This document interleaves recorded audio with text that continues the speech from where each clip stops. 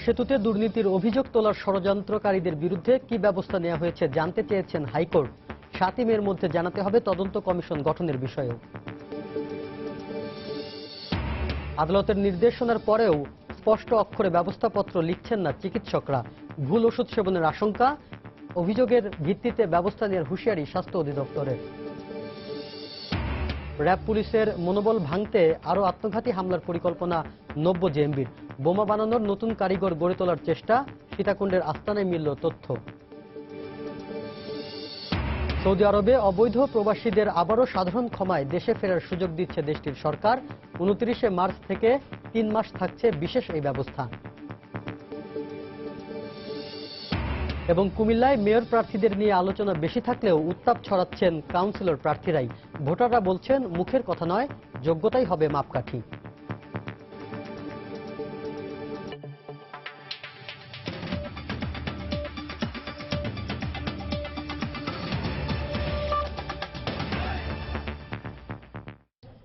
সময় সংবাদের সঙ্গে আছি আমি শাফিন জাহিদ। পদ্মা সেতু প্রকল্পে দুর্নীতির অভিযোগ তোলার ষড়যন্ত্রকারীদের বিরুদ্ধে কি ব্যবস্থা নেওয়া হয়েছে এবং তদন্তে কমিশন গঠন করা হয়েছে কিনা তা জানতে চেয়েছেন হাইকোর্ট। আগামী 7 মের মধ্যে এ বিষয়ে জানাতে সরকারকে নির্দেশ দেওয়া হয়েছে। সকালে রাষ্ট্রপক্ষের 8 সপ্তাহের সময় আবেদনের পরিপ্রেক্ষিতে এ আদেশ দেন বিচারপতি কাজী রেজাউল হক ও বিচারপতি মোহাম্মদুল্লাহর দ্বৈত বেঞ্চ। এর আগে গত মাসে পদ্মা সেতুতে দুর্নীতির অভিযোগ তোলার ষড়যন্ত্রের নেপথ্যে কারা ছিল তা খুঁজে বের করতে কমিশন গঠনের নির্দেশ দিয়েছিলেন হাইকোর্ট। একই সঙ্গে ষড়যন্ত্রের জড়িতদের বিরুদ্ধে কি ব্যবস্থা নেওয়া হয়েছে তা জানাতে নির্দেশ দিয়েছিলেন। পদ্মা সেতু প্রকল্পে দুর্নীতির ষড়যন্ত্রের অভিযোগে ঋণ বাতিল করে বিশ্বব্যাংক। পরবর্তীতে ঋণ বাতিলের ঘটনায় ডক্টর মোহাম্মদ ইউনূসের সম্পৃক্ততার বিষয়টি আলোচনায় আসে।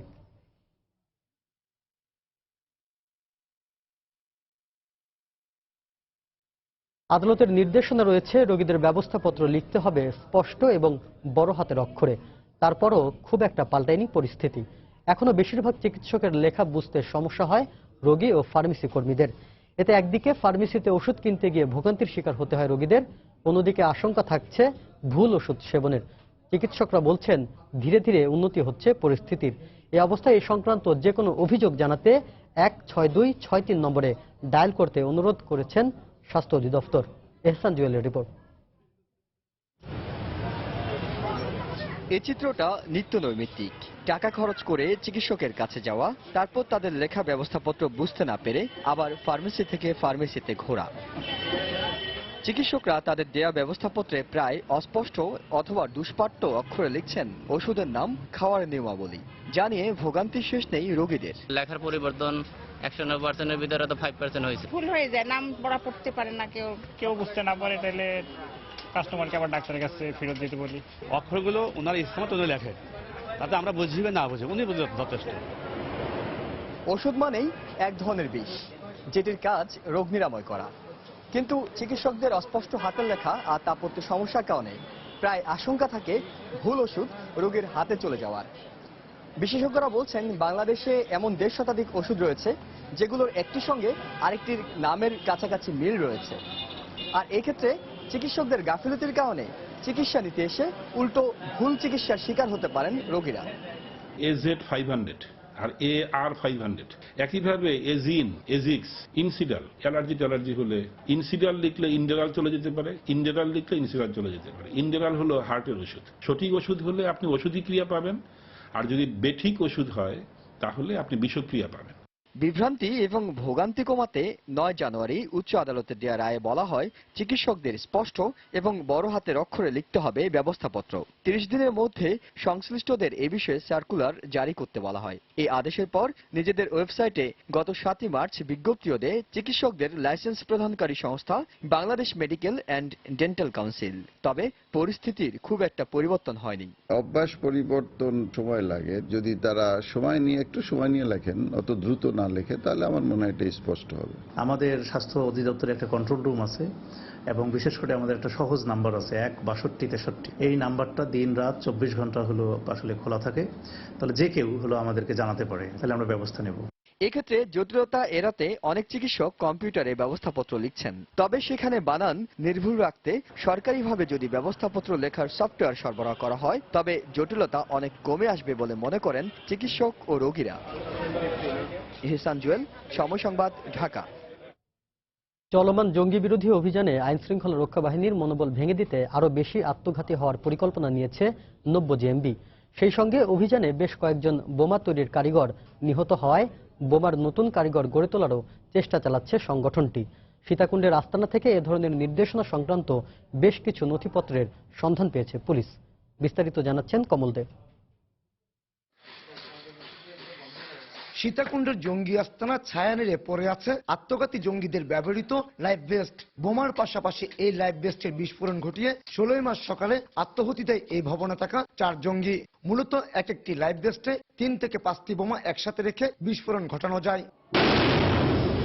এর আগে সাধন কুটিরে থাকা 2 জঙ্গিও ধরা পড়ার এক পর্যায়ে আত্মঘাতী বিস্ফোরণের চেষ্টা করে।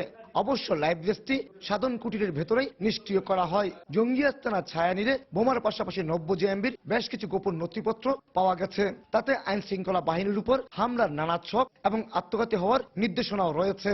তাদের কাছ থেকে প্রাপ্ত তথ্যের উপর ভিত্তি করে আমাদের যেটা মনে হচ্ছে তাদের আইডি মেকিং বা বোমা মেকিং যে ডিজাইন বা কনসেপ্টের একটু পরিবর্তন করেছে। আইন শৃঙ্খলা বাহিনীর উপরে হামলা করার মূল উদ্দেশ্য হলো যে পুলিশের মনে ভীতি সঞ্চার করা, পুলিশের মনোবল ভেঙে দেওয়া, যাতে পুলিশ তাদের বিরুদ্ধে যে চলমান অভিযান সেটা থেকে পুলিশ সরে আসে। মূলত ময়মনসিংহের ত্রিশালে পুলিশ ভ্যান থেকে পালিয়ে যাওয়া বোমারু মিজানের মাধ্যমে জেএমবিতে বোমা তৈরির প্রক্রিয়া শুরু হয়। এক পর্যায়ে পুরো সংগঠনে 15 থেকে 16 জন বোমা তৈরির বিশেষজ্ঞ হিসেবে গড়ে ওঠে। কিছু উপকরণ বাংলাদেশে পাওয়া যায়, কিছু উপকরণ তো অবশ্যই বিদেশ থেকে আনতে হয়। এখন সেগুলো বৈধ যে রাসায়নিক পদার্থ বা কেমিক্যালস গুলো আসে সেখান থেকে আসলো নাকি এরা আলাদাভাবে কোনো চোরাই পথে বা আনলো, সেগুলো আমরা যাচাই বাছাই করে দেখছি যে কোন জায়গা থেকে তারা সংগ্রহ করেছে এবং সেখানে আরো কেউ এর নেপথ্যে আছে কিনা, এই সবগুলো বিষয়ে আমাদের নজরদারিতে আছে। আইন শৃঙ্খলা বাহিনীর দেওয়া তথ্য অনুযায়ী হলি আর্টিজেনের ঘটনার পর থেকে দেশের বিভিন্ন স্থানের অভিযানে জেএমবির অন্তত 9 জন বোমারু নিহত হয়েছে। সর্বশেষ নব্য জেএমবিতে বোমারু ছিল 6 জন। এর মধ্যে সীতাকুণ্ডের প্রেমতলার জঙ্গি আস্তানা ছায়া নিরে নিহত আয়াত এবং রাফাত বোমারু হিসেবেই কাউন্টার টেরোরিজম ইউনিটের তালিকাভুক্ত ছিল। কমল দে, সময় সংবাদ, চট্টগ্রাম। রাজধানীতে বাড়িওয়ালা ভাড়াটিয়া নিবন্ধন কার্যক্রম শতকরা 75% শেষ হয়েছে বলে জানিয়েছে ডিএমপি। বিট পুলিশিংয়ের কারণে অত্যন্ত সহজেই তথ্য সংগ্রহ করা সম্ভব হচ্ছে। নগরবাসীর মন্তব্য, নিরাপত্তার জন্যই তথ্য দিচ্ছেন তারা। তবে তথ্যদাতার জাতীয় পরিচয়পত্র যাচাইয়ের সতর্কতা ও থানায় নিবন্ধন নম্বর জানিয়ে দেওয়ারও দাবি জানিয়েছেন তারা। মিজানুর রহমান খবিরের রিপোর্ট। ঢাকা মহানগর এলাকার বাড়িওয়ালা ও ভাড়াটিয়া নিবন্ধনের লক্ষ্যে প্রথম দিকে কেবল ফর্ম পূরণে সীমাবদ্ধ থাকলেও গত বছরের শেষ দিকে সিআইএমএস প্রকল্পের আওতায় ডেটাবেস তৈরি করার পদক্ষেপ নেয় ডিএমপি। সংশ্লিষ্টরা জানান, আবাসিক ও বাণিজ্যিক প্রতিষ্ঠানের ভাড়াটিয়াদের ছাড়াও শহরের আশপাশে অস্থায়ী কাঁচা বসতবাড়ি এবং বস্তিতেও তথ্য সংগ্রহ করা হচ্ছে। জনগণ স্বতঃস্ফূর্তভাবেই তথ্য দিচ্ছেন। উঠান বৈঠক এবং ফর্ম বিতরণে জনপ্রতিনিধিদেরও সহায়তা নেওয়া হচ্ছে। অনেক সুবিধা, আমরা ভাড়া থাকতে পারবো, ভাড়া এক জায়গায় আমাকে দিতে নেবে, ভালো মন্দ যাচাই করা যাইবে। ফটোকপি করিয়া 1 কপি রাখতে হইবে আমার কাছে, আর 1 কপি দিতে হইবে। আমি ওইটাই করছি, ওরা যেটা বলছে ওইটাই করছি। পুলিশের ভারপ্রাপ্ত কর্মকর্তা, ঊর্ধ্বতন কর্মকর্তা সহ আমরা আমার যে এরিয়া আছে এখানে বিভিন্ন জায়গায় ভাগ করে করে আমরা ক্যাম্পিং এর মতো করতেছি। যেমন ওই এলাকাবাসীকে আমরা ওখানে ইনভাইট করছি। তবে নগরবাসীর মন্তব্য, তথ্য দিলেও তা সংশ্লিষ্ট থানায় নিবন্ধিত হয়েছে কিনা সে ব্যাপারে নিশ্চিত হতে পারছেন না তারা। এছাড়া সরবরাহ করা ফর্ম কিছুটা সংশোধনের দাবিও তাদের। 3 জনের জায়গায় 4 জন তো হতেই পারে, ফলে ঘরটা পাঠিয়ে দিলে তো সুবিধাই হয়। আমি যে নথিভুক্ত হয়েছি সেটা একটা ডিজিটালাইজ যদি একটা SMS এর মাধ্যমে চলে আসতো সেটা খুব ভালো হতো। কিছু কিছু ভাড়াটিয়া আছে এত তথ্য দিতে চায় না, কোনো সময় দেখা যায় ফেক ভোটার আইডিও ব্যবহার করে। ডিএমপি জানায়, চলতি বছরের ফেব্রুয়ারি পর্যন্ত 22 লাখ ফর্ম বিতরণ করা হয়েছে। এর মধ্যে প্রায় 17 লাখ সংগ্রহ করে ডেটাবেজের আওতায় আনা হয়েছে 14 লাখেরও বেশি ফর্মকে। একটি থানা এলাকাকে কয়েকটি বিটে বিভক্ত করে প্রত্যেকটি বিটে যে সকল অধিবাসীরা রয়েছেন তাদের প্রত্যেকের বাসায় বাসায় আমরা ফর্ম পৌঁছে দিচ্ছি এবং পৌঁছে দিয়ে সেই ফর্মটা তাদেরকে দিয়ে ফিল আপ করে আমরা আবার থানায় নিয়ে আসছি। নিবন্ধনের প্রাথমিক লক্ষ্যমাত্রা পূরণ করে নাগরিকদের আইডি নম্বর দেওয়ার পরিকল্পনা রয়েছে ঢাকা মহানগর পুলিশের। মিজানুর রহমান কবির, সময় সংবাদ, ঢাকা। সময় সংবাদে আরো থাকছে, কুমিল্লায় কলেজ ছাত্রী তনু হত্যাকাণ্ডের 1 বছরে উদ্ঘাটন হয়নি রহস্য, গ্রেফতার হয়নি ঘাতক, পরিবারের ক্ষোভ। প্রধানমন্ত্রী শেখ হাসিনার সভাপতিত্বে সচিবালয়ে চলছে মন্ত্রিসভার নিয়মিত সাপ্তাহিক বৈঠক। সকাল 10টায় এই বৈঠক শুরু হয়। এতে শিল্পমন্ত্রী আমির হোসেন আমু, বাণিজ্যমন্ত্রী তোফায়েল আহমেদ, কৃষিমন্ত্রী বেগম মতিয়া চৌধুরী সহ মন্ত্রিসভার সদস্যরা যোগ দিয়েছেন। বৈঠক শেষে মন্ত্রিপরিষদ সচিব মোহাম্মদ শফিল আলমের সাংবাদিকদের ব্রিফ করার কথা রয়েছে।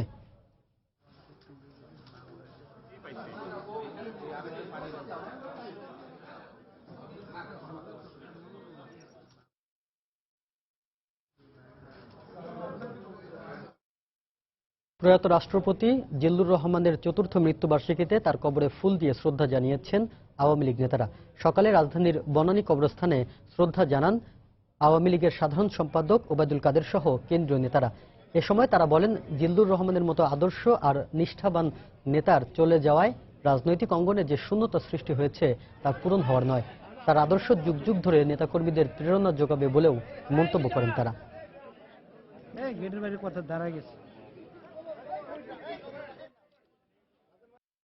তার মতো একনিষ্ঠ,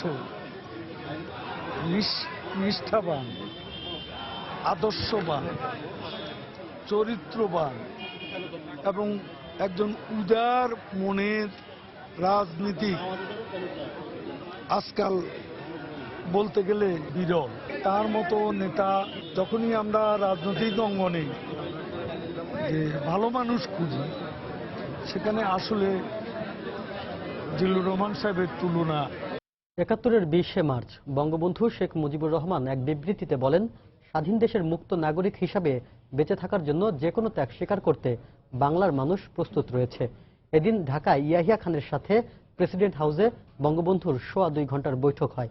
ইতিহাসের আজকের দিনটির কথা জানাচ্ছেন তরিকুল ইসলাম সৌরভ।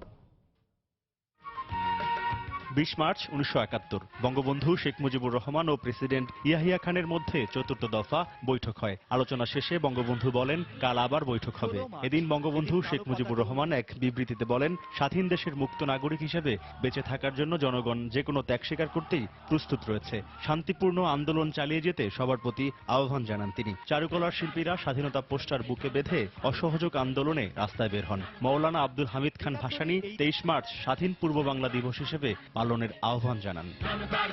তরিকুল ইসলাম সৌরভ, সময় সংবাদ, ঢাকা। কুমিল্লায় কলেজ ছাত্রী ও নাট্যকর্মী সোহাগী জাহান তনু হত্যাকাণ্ডের ১ বছর পূর্ণ হলো আজ। দীর্ঘ ১ বছরেও উদ্ঘাটন হয়নি হত্যার রহস্য। এ কারণে চিহ্নিত করা যায়নি ঘাতকদের। ১ বছর আগে এদিন রাতে কুমিল্লা সেনানিবাসের ভেতরের একটি জঙ্গল থেকে ভিক্টোরিয়া কলেজের ছাত্রী তনুর মরদেহ উদ্ধার করা হয়। পরের দিন তার বাবা ইয়ার হোসেন বাদী হয়ে অজ্ঞাতনামা কয়েকজনকে আসামি করে কোতোয়ালি মডেল থানায় মামলা দায়ের করেন।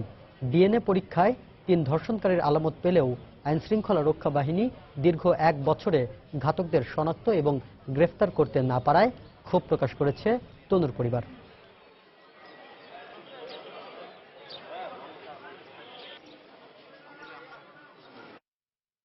কুমিল্লা সিটি নির্বাচনে মেয়র প্রার্থীদের নিয়ে আলোচনা বেশি থাকলেও নির্বাচনী পরিবেশ সরগরম করে রেখেছেন কাউন্সিলর প্রার্থীরাই। পাড়া মহল্লায় জমজমাট প্রচারণা আর পোস্টারে ছেয়ে ফেলেছেন তারা। প্রার্থীদের কাছ থেকে নানা রকম প্রতিশ্রুতি এলেও ভোটাররা বলছেন মুখের কথায় নয়, তারা ভোট দেবেন প্রার্থীর যোগ্যতা দেখেই। আরেফিন প্রিন্সের ক্যামেরায় আরো জানাচ্ছেন তাফসির বাবু। সকাল, দুপুর, সন্ধ্যা, পায়ে হাঁটা মিছিল কিংবা পথসভা, গ্রামীণ মেঠো পথ কিংবা শহুরে রাস্তা, কুমিল্লার সবকিছুই যেন আক্রান্ত নির্বাচনী জ্বরে। প্রচারণার বাহারি স্লোগান আর গানের সুরে নির্বাচনের উত্তাপ রূপ নিয়েছে উৎসবে। বাসার মোড়ে মোড়ে কিংবা চায়ের দোকানে সবখানেই এখন আলোচনায় ভোটের লড়াই। সবার কাছে আনন্দ, যদি কোনো গোলযোগ না হয় তাহলে তো শান্তিপূর্ণভাবে নির্বাচন হলে তো খুব শান্তি। ওয়ার্ডে ওয়ার্ডে একাধিক প্রার্থী, আসলে কোন দিকে যে যাবে এটা ভোট যতক্ষণ পর্যন্ত না হয় এবং মানুষ মনে প্রাণে আশা করছে যে এই নির্বাচনটি সুষ্ঠু এবং শান্তিপূর্ণ হবে। সিটি কর্পোরেশনের 27টি ওয়ার্ডে নারী পুরুষ মিলিয়ে প্রায় 150 কাউন্সিলর প্রার্থী চষে বেড়াচ্ছেন প্রতিটি পাড়া মহল্লা অলিগলি। প্রতিশ্রুতির ডালি সাজিয়ে ছুটছেন এক বাড়ি থেকে আরেক বাড়িতে। বলছেন নির্বাচনে আলোচনার কেন্দ্রে মেয়ররা থাকলেও কাউন্সিলরদেরও করার আছে অনেক কিছুই। দীর্ঘ 24 বছর ধরে এই ওয়ার্ডে কাউন্সিলর হিসাবে আছি। আমার জানা আছে যে কোন প্রকল্পগুলা হয়েছে এবং পরবর্তীতে ধারাবাহিকভাবে কোন প্রকল্পগুলা করা উচিত। জনগণ চায় কত দ্রুত মানব সেবাটা আমি পৌঁছে দিতে পারবো, যে কত মানব সেবাটা, আর হচ্ছে রাস্তাঘাট, ড্রেনেজ ব্যবস্থা, লাইটিং ব্যবস্থা জলবদ্ধ দিনে আগামীতে কাজ করবে, এটি আমার আস্থা। তবে ভোটাররা বলছেন প্রতিশ্রুতির মোহে ভুলবেন না তারা, ভোট দেবেন যোগ্যতা দেখি। সবাই বলতেছে সবাই আমাদের জন্য কাজ করবে, আমি চাইবো যে এই প্রার্থীরা আমার এলাকাটা সুন্দর রাখবে, আমরা সুযোগ সুবিধাগুলো আমরা তার কাছ থেকে আদায় করে নিতে পারবো। ঠিক আমি মনে করি ওই প্রার্থীকে নির্বাচিত করা উচিত। ভোটের হাওয়ায় উৎসব আর উত্তেজনা তুঙ্গে উঠলেও পরিস্থিতি যেন স্বাভাবিক থাকে এমনটাই প্রত্যাশা ভোটারদের।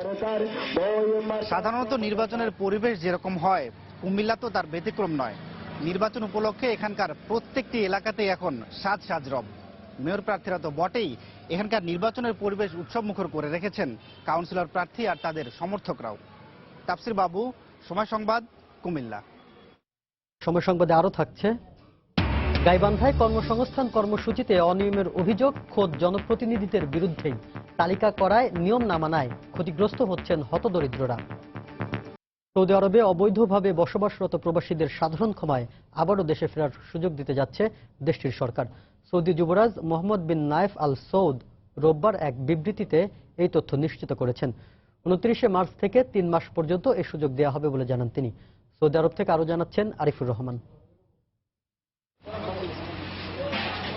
জাতি হবে অপরাধ মুক্ত এমন প্রতিপাদ্য সামনে রেখে সৌদি আরব সরকার তার দেশে বসবাসরত অবৈধ প্রবাসীদের আবারও সাধারণ ক্ষমায় দেশে ফেরার সুযোগ দিতে যাচ্ছে। সম্প্রতি দেশটির সরকার এ সংক্রান্ত নতুন নীতিমালা প্রণয়ন করে। সেখানে অবৈধ প্রবাসীদের পাশাপাশি আইন ভঙ্গকারী শ্রমিকরা চলতি মাসের 29 তারিখ থেকে 90 দিনের মধ্যে সাধারণ ক্ষমার আওতায় দেশে ফিরতে পারবেন। রোববার সৌদি যুবরাজ মোহাম্মদ বিন নায়েফ আল সৌদ এক রাষ্ট্রীয় বিবৃতিতে এই ঘোষণা দেন। অবৈধ প্রবাসীদের বৈধভাবে বসবাসের সুযোগ করে দিতে সব ধরনের সহযোগিতা দেওয়ার কথাও জানান তিনি।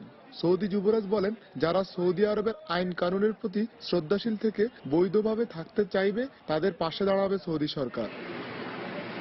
অবৈধ অভিবাসীদের মধ্যে যারা নিজ দেশে ফেরত যেতে চাইবে তাদের সব ধরনের সহযোগিতা দেওয়ার প্রতিশ্রুতি দেন যুবরাজ মোহাম্মদ বিন নায়েফ। সৌদি সরকারের এমন সিদ্ধান্তে স্বস্তি প্রকাশ করেছে সেখানে বসবাসরত প্রবাসী বাংলাদেশিরা। আমরা যারা বিভিন্ন কারণবশত এই দেশে অবৈধ হয়ে গেছি এবং সৌদি সরকার এই সাধারণ ক্ষমা করেছে, আমরা এই সাধারণ ক্ষমা দিয়ে সুদৃষ্টি দিয়ে আমরা যারা নিজের দেশে যেতে চাই তারা নিজের দেশে চাই তারা অতি শীঘ্রই চলে যেতে পারে। এই সুযোগ গ্রহণ করার জন্য আমি আহ্বান জানাই যে হয়তো তারা এই সুযোগটি গ্রহণ করলে তাদের অতিরিক্ত জেল জরিমানা ছাড়াই তারা দেশে ফিরে যেতে পারবেন। আউটপাসের সুযোগ দিতেছে, আপনারা যে কেউ যদি অবৈধভাবে থাকিয়ে থাকেন এই সুযোগ গ্রহণ করিতে পারেন। দেশে যাওয়ার চেষ্টা যদি করে তারা দেশে যাবে আউটপাস নিয়ে, এবং এই দেশে যারা আবার বৈধ হইয়া থাকার চেষ্টা করে তারা বৈধ হওয়ার সুযোগ গ্রহণ করে। এর আগে 2013 সালের নভেম্বরে দেওয়া সাধারণ ক্ষমার সুযোগ নিয়েছিল 7 লাখেরও বেশি প্রবাসী বাংলাদেশি। সৌদি আরবের তথ্য মন্ত্রণালয়ের পরিসংখ্যান অনুযায়ী দেশটিতে 20 লক্ষাধিক বাংলাদেশি প্রবাসী রয়েছেন, যাদের অনেকেই অবৈধভাবে বসবাস করছেন। আরিফুর রহমান, সময় সংবাদ, সৌদি আরব। গাইবান্ধায় অতি দরিদ্রদের জন্য কর্মসংস্থান কর্মসূচিতে অনিয়মের অভিযোগ উঠেছে। নিয়ম অনুযায়ী 2015-16 অর্থ বছরের প্রথম এবং দ্বিতীয় পর্যায়ে অংশগ্রহণকারীদের তালিকা বহাল রেখে উপকারভোগীদের তালিকা প্রণয়ন করার কথা। কিন্তু কোনো কোনো ইউনিয়নে জনপ্রতিনিধিরা এ নিয়ম লঙ্ঘন করায় দরিদ্ররা ক্ষতিগ্রস্ত হচ্ছেন। হেদায়েতুল ইসলাম বাবুর রিপোর্ট, ছবি তুলেছেন ওবায়দুল ইসলাম। মলিমা, আলামিন, কাদেম আলী সহ এই নারী পুরুষদের সবাই দিনমজুর। বছরের নির্দিষ্ট একটি সময় কাজকর্ম না থাকায় খেটে খাওয়া অভাবী এই মানুষগুলোর জন্য আশীর্বাদ হয়ে দেখা দেয় সরকারের অতি দরিদ্রদের জন্য কর্মসংস্থান কর্মসূচি। গত বছরও এই কর্মসূচির আওতায় কাজ করেছেন তারা। তাদের অভিযোগ, সংশ্লিষ্টদের চাহিদা পূরণে ব্যর্থ হওয়ায় নিয়ম লঙ্ঘন করে তালিকা থেকে বাদ দেয়ায় বিপাকে পড়েছেন নিরীহ মানুষ। আমরা 10 দিন কাজ করছি, কাজ করার পরে আমাদেরকে টাকা দিলে হলে 4000। আমরা সে চেয়ারম্যান মেম্বারের টাকা দিয়ে আমরা দিবের ভাই নেই, আমার সেখান থেকে তুলে দিয়েছে। আমাদের কোনো ভিডিও কার্ড নাই, বয়স্ক ভাতা নাই, তারপরে জমি জমা নাই। কেন আমাদের বাদ দেওয়া হলো, আমি তাদের বিশেষ চাই। উত্তরের অভাবী জনপদ গাইবান্ধার দরিদ্র এই মানুষগুলোকে তালিকায় পুনর্বহালের দাবিতে বিভিন্ন দপ্তরে আবেদন করেও ফলাফল শূন্য। এখন তারা খুবই কষ্টে দিন যাপন করতেছে।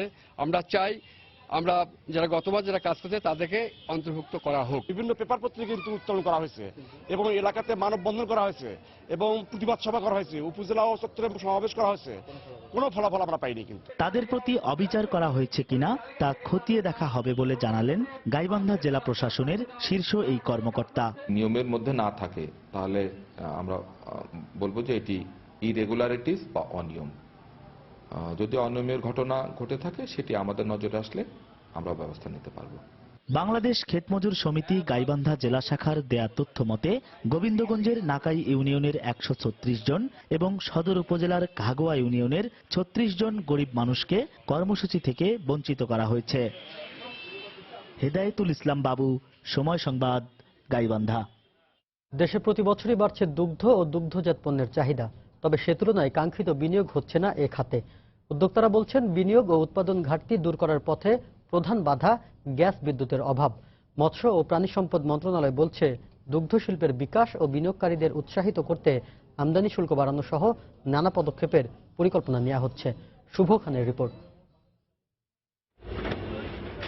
1973 সালে সরকারিভাবে পাবনা, টাঙ্গাইল, মাদারীপুর, মানিকগঞ্জ ও ঢাকা এই 5 জেলাকে দুধ উৎপাদনের জন্য অগ্রাধিকার প্রাপ্ত এলাকা হিসেবে নির্ধারণ করা হয়। এর পরের বছর প্রতিষ্ঠিত হয় বাংলাদেশ দুগ্ধ উৎপাদনকারী সমবায় ইউনিয়ন মিল্ক ভিটা। মূলত তখন থেকেই দেশে বৃহদাকারে দুধের উৎপাদন ও বাজারজাতকরণ শুরু হয়।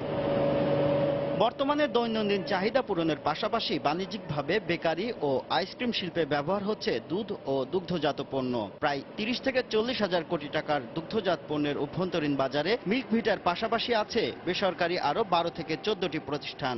তবে গ্যাস বিদ্যুতের সমস্যা ও গুঁড়া দুধ আমদানিতে শুল্ক কমানোর কারণে প্রতিযোগিতায় পড়ে এ খাতে কাঙ্ক্ষিত বিনিয়োগ হচ্ছে না বলে মনে করেন উদ্যোক্তারা। ইম্পোর্টের এই ডিউটি স্ট্রাকচারটা কমতে কমতে এখন 31%-এ নেমে গেছে। আগে ছিল এটা 52%-এ। দেশে উৎপাদিত যে দুধ সেটা বিশ্বের দুধের বাজারের সাথে কম্পিট করতে পারছে না।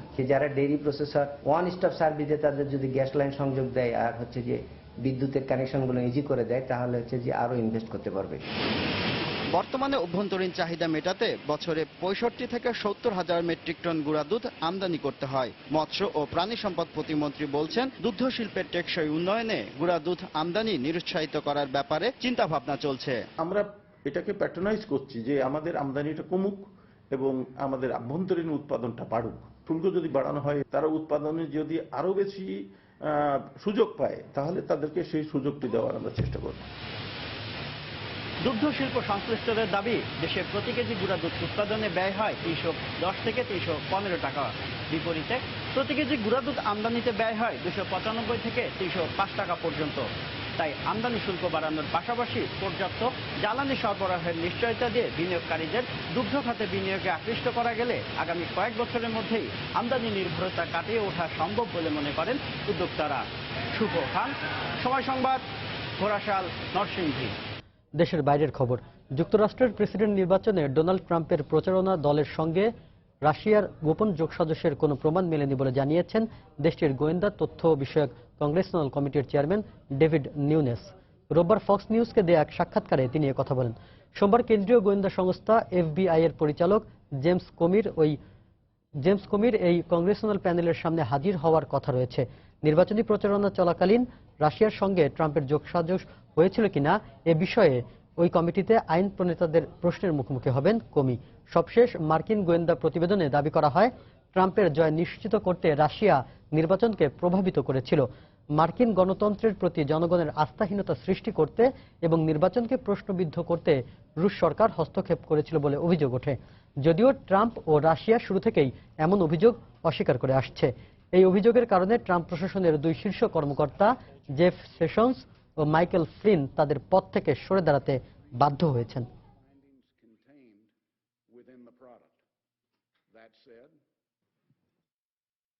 ইসরায়েলি যুদ্ধ বিমান লক্ষ্য করে সিরিয়া আবারও গুলি ছুড়লে দেশটির আকাশ প্রতিরক্ষা ব্যবস্থা ধ্বংস করে দেওয়ার হুমকি দিয়েছে তেল আবিব। ইসরায়েলের প্রতিরক্ষা মন্ত্রী এভিগর লাইব্রেরম্যান রোববার স্থানীয় গণমাধ্যমকে এক সাক্ষাৎকারে এই হুঁশিয়ারি উচ্চারণ করেন।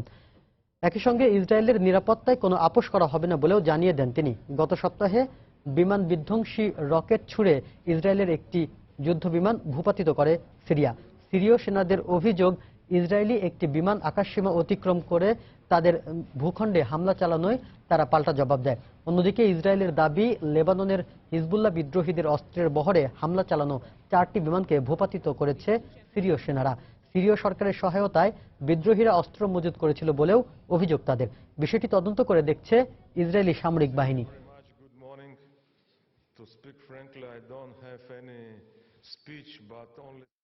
খেলার খবর। শ্রীলঙ্কার বিপক্ষে পিসারা ওভালে ঐতিহাসিক টেস্ট জয় বাংলাদেশের ক্রিকেটকে আরো অনেক দূর এগিয়ে নেবে। পাকিস্তানের বিপক্ষে মুলতানে ও ফতুল্লায় অস্ট্রেলিয়ার বিপক্ষে জয় খুব কাছে এসেও টাইগারদের তাঁবুতে ধরা দেয়নি। এবার নিজেদের ১৭তম টেস্টে গোটা জাতিকে আনন্দে ভাসানো মুশফিক সাকিবদের হাত ধরে ভবিষ্যতে বাংলাদেশের ক্রিকেট উঠবে সাফল্যের চূড়ায়, এমনটাই মনে করেন দেশের ক্রিকেট বিশ্লেষকরা। বিস্তারিত সজল মিত্র রিচার্ডের রিপোর্টে। ১০১তম টেস্টটাও যদি আবার জিতি একই রকম ভাবে আমাদের সবারই ভাল লাগবে। ১০০তম ম্যাচ আমরা সবাই আপ্লুত যে আমরা ম্যাচ জিতেছি, আনন্দ পেয়েছি এবং এটা অবশ্যই আনন্দের ব্যাপার যে একটা হিস্ট্রি। এই জয় আমাদের এই বাধাগুলোকে কাটিয়ে সামনের দিকে এগোতে অবশ্যই সাহায্য করবে।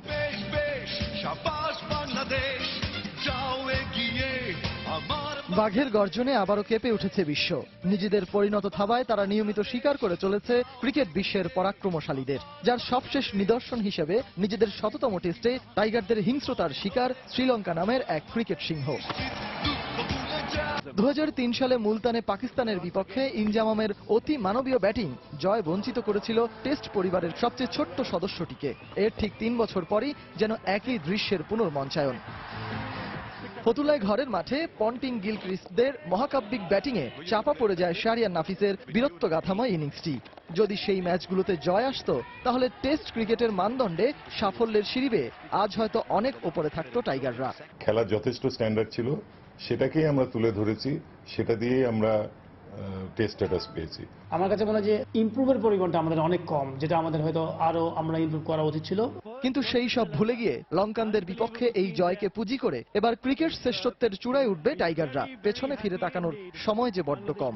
টেকনিক্যাল জায়গাগুলোতে আমরা হয়তো মিস করছি। আই হোপ যে বাংলাদেশ টিম এই মিস্টেকগুলো যত কম হবে অদূর ভবিষ্যতে আমরা তত তাড়াতাড়ি ইমপ্রুভ করতে পারবো।